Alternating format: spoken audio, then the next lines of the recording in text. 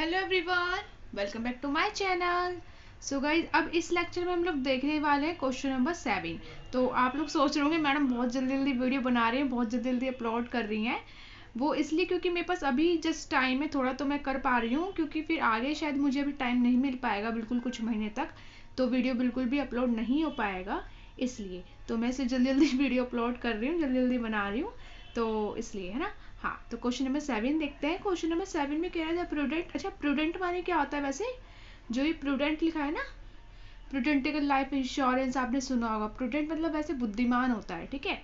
तो the prudent companies most recent balance sheet is as follows. अब देखो question number 7 से जो क्वेश्चन है ना, थोड़े से डिफरेंट हो गए हैं। मतलब उनकी जो लैंग्वेज है, उनका जो डाटा गिवन है, वो थोड़ा सा डिफरेंट है। अभी तक क्या था, हमें सिंपल सिंपल हर एक चीज़ दी होती थी, जैसे सेल्स दे दिया, वेरिएबल कॉस्ट दे दिया, फिक्स कॉस्ट दे दिया, और बस इस तरीके से हमें दिया रहता था सिंपल सिंपल डाटा, और हमें बस निकालना होता था लेवरेज।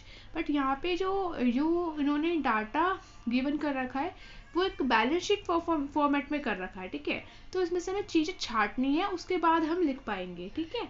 तो यहाँ पे थोड़ा सा काम जो है हमारे लिए ज़्यादा है, और एग्जाम में ना आपके इससे रिलेटेड से क्वेश्चन आएंगे क्वेश्चन नंबर 7 से। मतलब क्वेश्चन नंबर 7 जैसे ही क्वेश्चन आएंगे, ठीक है। तो इस क्वेश्चन पे ज़्यादा फोकस करना है। तो देखो क्या लिखा हुआ है, एक बैलेंस शीट दे रखी किसी कंपनी की। First equity liabilities balance sheet का फॉर्मेट तो आप लोगों को आता ही होगा। आप लोगों को कॉमर्स स्टूडेंट है तो 11th क्लास से आप लोगों ने यही करा होगा, है ना। तो इक्विटी लाइबिलिटीज होता है, इक्विटी कैपिटल है उसमें 10 रुपीज़ पर शेयर है, तो कितना है इक्विटी कैपिटल 60,000। उसके बाद हमसे कह रहा है, यहाँ पे 10% लॉन्ग टर्म डेट्स है, डेट्स लॉन्ग टर्म 10%। उसके बाद कह रहा है रिटेन अर्निंग है, रिटेन अर्निंग 20,000 है। करंट लाइबिलिटीज है 40,000, टोटल हो गया 2 लाख। उसके बाद कह रहा है असेट्स, असेट्स में हमसे कह रहा है नेट फिक्स असेट्स कितना है उसके पास, 1,50,000। करंट असेट्स कितना है उसके पास, 50,000, और टोटल हो गया 2 लाख। अब देखो नीचे क्या लिखा हुआ है, the company's total assets turnover ratio. यहाँ पे एक हमें total asset turnover ratio given है, based on the sale is 4.0 या 4, ठीक है। यहाँ पे हमें total assets turnover ratio given है, जो कि अभी तक किसी भी क्वेश्चन में ऐसा गिवन नहीं था। और आपने देखा इसका जो डाटा देने का तरीका है वो बिल्कुल डिफरेंट है, बैलेंस शीट फॉर्मेट में दिया है, पहले के जैसा नहीं है। तो इस ऐसे क्वेश्चंस को, इस तरीके के क्वेश्चंस को कैसे हम अटेम्प्ट करेंगे, आज हम ये सीखेंगे। लिखा हुआ है इट फिक्स्ड ऑपरेटिंग कॉस्ट, जो फिक्स कॉस्ट है वो कितनी है, आर 1 लाख रुपीज़ है। It's variable operating cost ratio is 40%, variable cost ratio कितना है, 40% है। Income tax rate is 40%, income tax कितना है, 40%। अभी तक हमारे पास टैक्स का पॉइंट आया नहीं था। अगर टैक्स का पॉइंट आया है तो ये भी सिंपली वैसे ही होगा जैसे हम करते थे पहले, इंटरेस्ट माइनस करते थे। इंटरेस्ट के बाद क्या निकल के आता था, ईबीटी।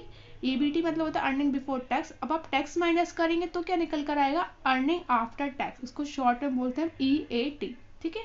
आगे क्या कह रहा है हमसे, you are required to calculate all 3 types of leverages and second, देखो पॉइंट क्या लिखा है, अर्निंग पर शेयर, EPS बोलते हैं इसे, अर्निंग पर शेयर। आपको क्या निकालना है, तीनों तरीके के लिवरेजेस निकालने हैं और अर्निंग पर शेयर्स भी निकालना है। तो अर्निंग पर शेयर्स अभी तक हमने नहीं निकाला था, इसका फॉर्मूला भी अभी आप लोगों को नहीं पता होगा, इसका फॉर्मूला मैं अभी आपको बता देती हूँ, ठीक है। तो ये क्वेश्चन है, बिल्कुल डिफरेंट है इसकी लैंग्वेज। अब देखते हैं हम इसे कैसे अटेम्प्ट करेंगे। देखो गाइज, सबसे पहले यहाँ पे हमें क्या निकालना है, हमें सबसे पहले कैसे क्वेश्चन हम शुरू करते थे वैसे शुरू करना है, ऐसा नहीं है कि कुछ अलग करना वैसे ही है, लेकिन स्टार्टिंग कहाँ से करनी है ये आपको समझना है। स्टार्टिंग हम कैसे करते थे, सबसे पहले सेल्स लिखते थे, सेल्स माइनस वेरिएबल कॉस्ट, ऐसे करते थे ना।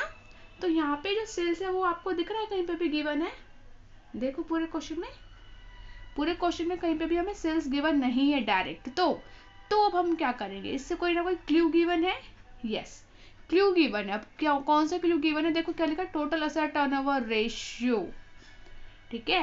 Total assets turn ratio given है जो कि बेस्ड है ऑन सेल्स पे, वो है 4, तो यहाँ पे 4 है मतलब।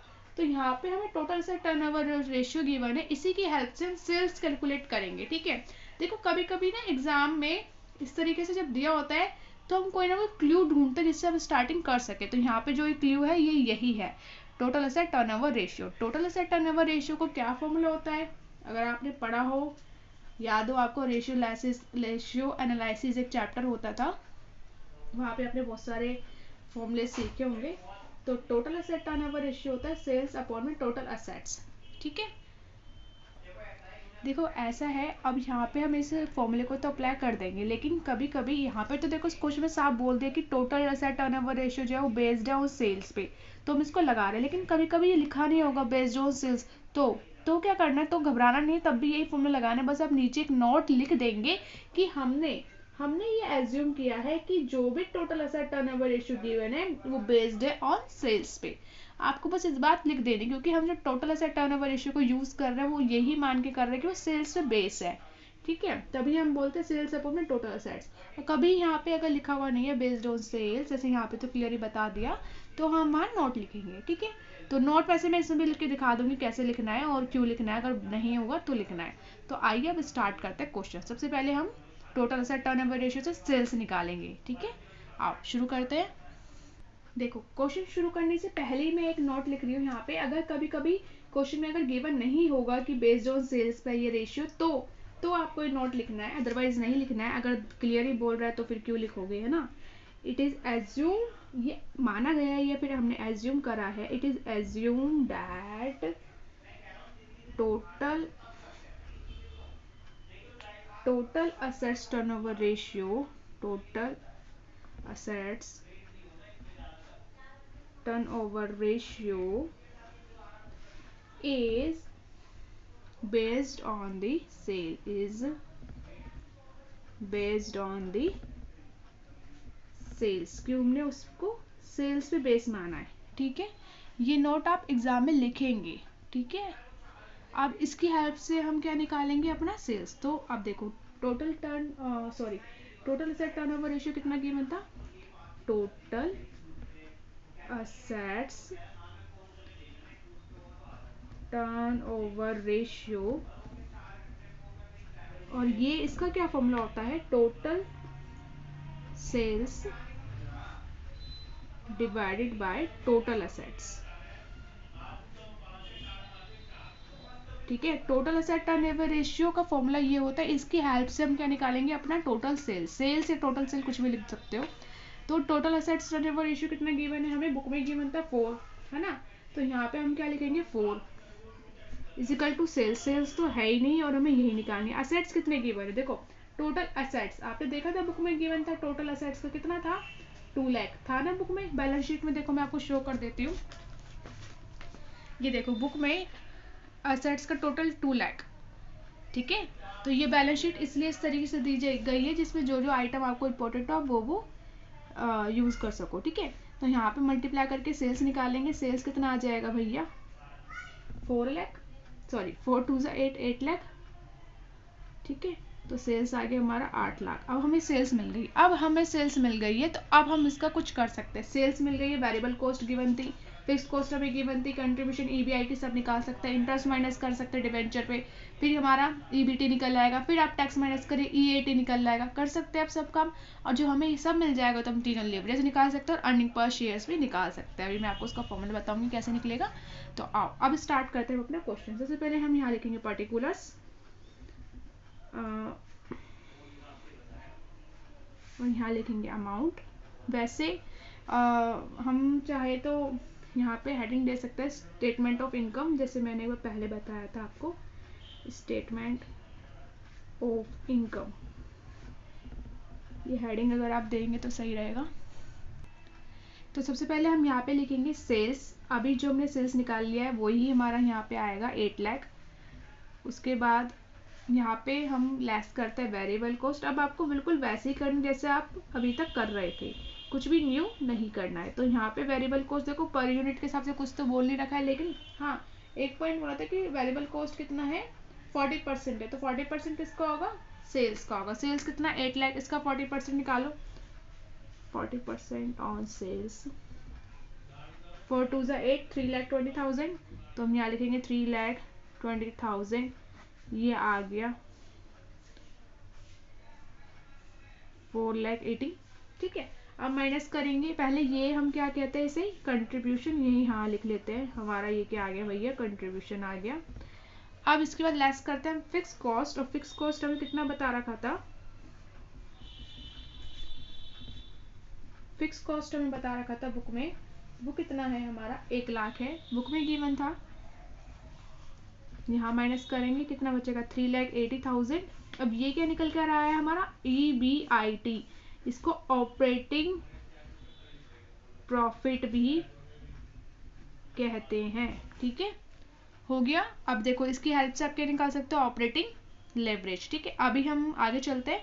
EBIT निकल आया, अब इसमें से हम क्या माइनस करेंगे, EBIT में से लेस करेंगे पहले इंटरेस्ट। अब इंटरेस्ट कैसे करेंगे भैया, इंटरेस्ट देखो बुक में हमें गिवन था कि जो हमारे डिवेंचर्स हैं उन पे इंटरेस्ट माइनस करना है। देखो डिवेंचर का, देखो ये लिखा हुआ लॉन्ग टर्म डेप्ट 10%, तो 80,000 80,000 का 10% इंटरेस्ट बनता है ना, 8,000 रुपये तो दोगे ना, तो इंटरेस्ट ये 8,000 अब माइनस करेंगे।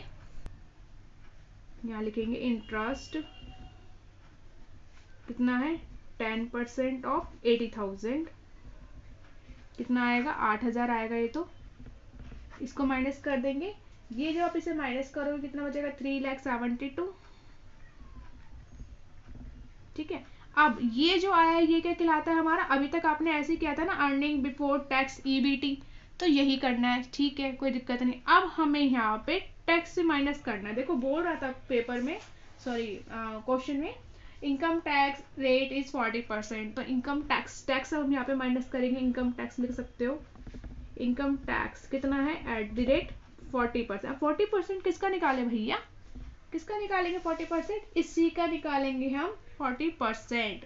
देखो 3,72,000 है, 3,72,000, उसके बाद हम इसका क्या निकालेंगे 40%, ये कितना आएगा ये।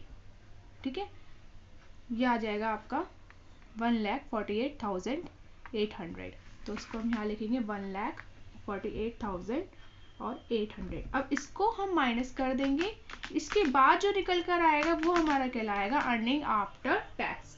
इसको हम शॉर्ट में बोल सकते हैं EAT। ठीक है, अर्निंग आफ्टर टैक्स EAT। तो समझ आया आपको, इस तरीके से करना है।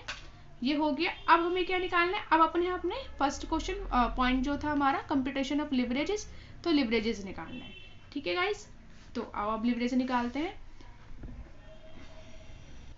ऐसे हेडिंग डालेंगे आप, कैलकुलेशन फॉर लिवरेजेस। सबसे पहला है हमारा ऑपरेटिंग लिवरेज, इसका फॉर्मूला लिखेंगे कंट्रीब्यूशन अपॉन में EBIT। ठीक है, अब इसको कैलकुलेट कर लो। यहाँ पे मैं थोड़ा एक यहाँ पे इस तरीके से मैं कर देती हूँ, जो भी आएगा हम यहाँ पे लिख लेंगे उसे। तो ये हो गया। अब कंट्रीब्यूशन कितना आया था, कंट्रीब्यूशन आया था 4,80,000, तो मैं यहाँ लिख देती हूँ 4,80,000। और ये कितना था हमारा ऑपरेटिंग प्रॉफिट या EBIT, एक ही बात है, 3,80,000। इसको अब डिवाइड करेंगे, ये कितना आ जाएगा आपका 1.26, तो मैं यहाँ पे लिखूंगी 1.26। ठीक है, अब ऐसे ही निकल गया ये ऑपरेटिंग प्रॉफिट। सेम निकालेंगे फिनेंशियल लिवरेज। फिनेंशियल लिवरेज का क्या फॉर्मूला था, EBIT अपॉन में EBT। तो EBIT कितना इसमें से देख लो भाई, 3,80,000 ही है। और EBT कितना निकाला था हमने, EBT देखो ध्यान से, EAT मत लिख देना, आपकी बार EAT भी है, EBT लिखना है। इंटरेस्ट माइनस करने के बाद जो निकल कर आया था 3,72,000, जीरो से जीरो कैंसिल, और इसको आप डिवाइड कर देंगे तो ये कितना निकल के आएगा 1.02। ये हो गया। अब आता है हमारा कंबाइंड लिवरेज। कंबाइंड लिवरेज को आप चाहो तो इन दोनों का मल्टीप्लिकेशन भी करके निकाल सकते हो, नहीं तो आप ये फॉर्मूला लगा सकते हो कंट्रीब्यूशन अपॉन में EBT। Contribution divide by EBT, ये इससे भी निकल आएगा। तो कंट्रीब्यूशन कितना है 480, और ये EBT कितना है 3,72,000। सॉल्व कर दो तो ये निकल आएगा आपका 1.29। ठीक है, तो ये हो गया हमारा कंबाइंड लिवरेज। आप चाहो तो इनकी मल्टीप्लाई कर सकते हो तो भी यही सेम आएगा। मैं आपको करके भी दिखा देती हूँ, अगर आपको नहीं लग रहा हो तो तब भी यही सेम आएगा। देखो मैंने मल्टीप्लाई करी थी तो ये आ रहा है 1.2852। तो आप देखो, मैंने आपको बताया था ना, देखो हम पॉइंट के केवल एक या दो या तीन डिजिट ले सकते हैं। अगर पॉइंट के बाद जैसे मैं यहाँ पे 2 डिजिट लेती हूँ, तो अगर थर्ड डिजिट 5 या 5 से बड़ी है तो इसमें हम एक जोड़ देते हैं, तो 1.29 लिख सकते हैं। तो देखो 1.29, ठीक है, समझ गए, क्लियर है। तो ये आ गया हमारा कंबाइंड लिवरेज। अब देखो ये तो हमारा फर्स्ट पॉइंट हुआ है, क्योंकि क्वेश्चन हमसे क्या कह रहा था कि आप एक तो तीनों लिवरेजेस निकालो और क्या निकालो, अर्निंग पर शेयर्स निकालो। तो अर्निंग पर शेयर कैसे निकलता है, अर्निंग पर शेयर निकालने के लिए EPS, इसको बोलते हैं हम अर्निंग पर शेयर। इसको कैसे निकाल सकते हैं भैया, इसको हम कैसे निकालेंगे, EBIT अपॉन में नंबर ऑफ शेयर्स। अब EBIT कितना आया था, देखो ये रहा, यहाँ पे जो हमने लास्ट में कैलकुलेट किया था टैक्स वैक्स माइनस करके, ये रहा, ये कितना आया था, ये आया था, ठीक है, ये आया था 2,23,200, ठीक है।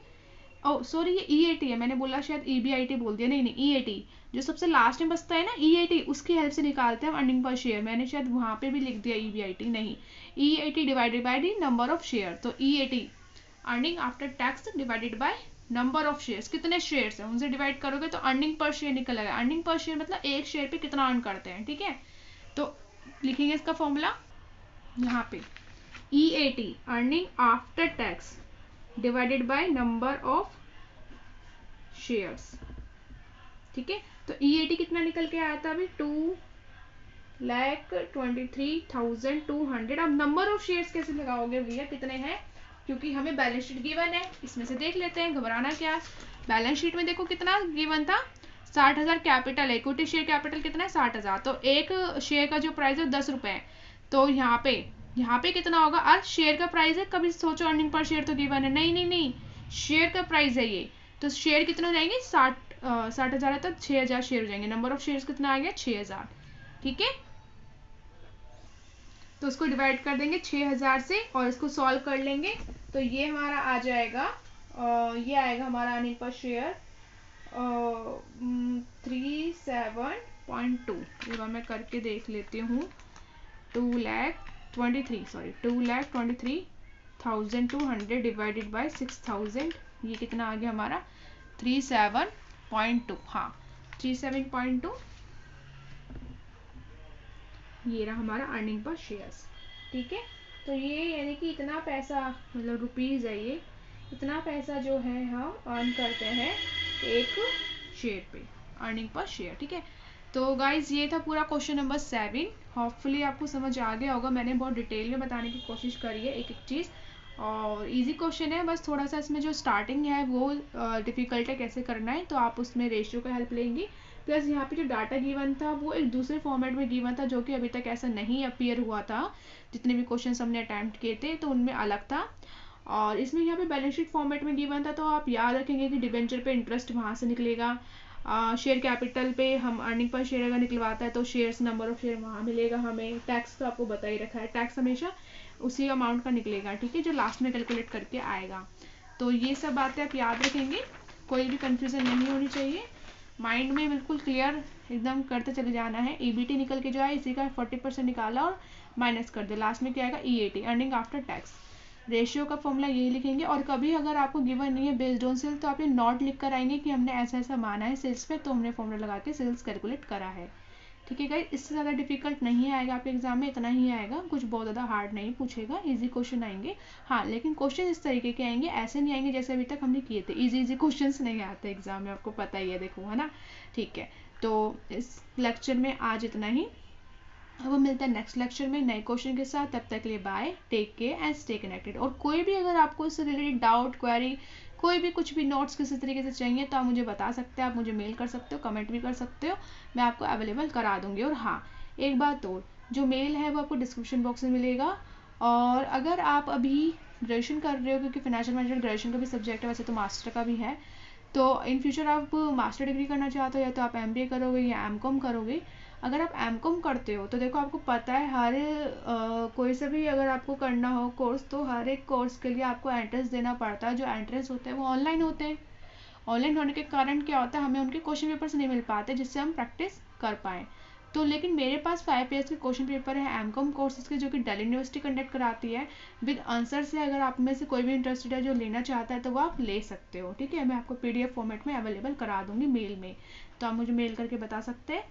और बस आज के लेक्चर में इतना ही। अब मिलते हैं नेक्स्ट लेक्चर में क्वेश्चन नंबर 8 के साथ। तब तक के लिए bye bye, take care and have a nice day.